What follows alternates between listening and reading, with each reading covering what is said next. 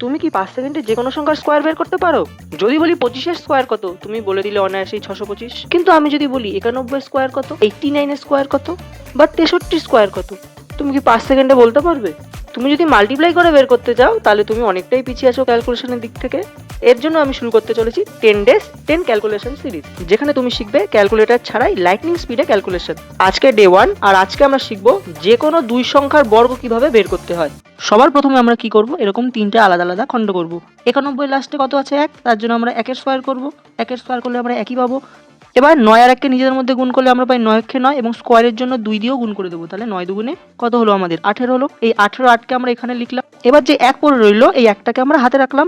এবার এই 9টার স্কোয়ার করব। 9 এর স্কোয়ার করলে আমরা পাই 81, এবং এই 81-র সাথে আমরা এই 1টা যোগ করে দেবো, করলে হয়ে যাবে আমাদের 82। যদি বিশ্বাস না হয় ক্যালকুলেটর নিয়ে মিলিয়ে দেখুন, আমাদের উত্তর এটাই আসছে।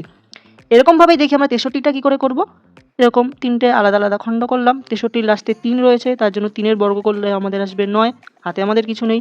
এবারে কি করব, নিজেদের মধ্যে গুণ করে দেবো। 3 আর 6কে গুণ করলে আমরা পাই 18, এবং স্কোয়ারের জন্য 2 দিয়ে গুণ করব। 18 দুগুণে 36।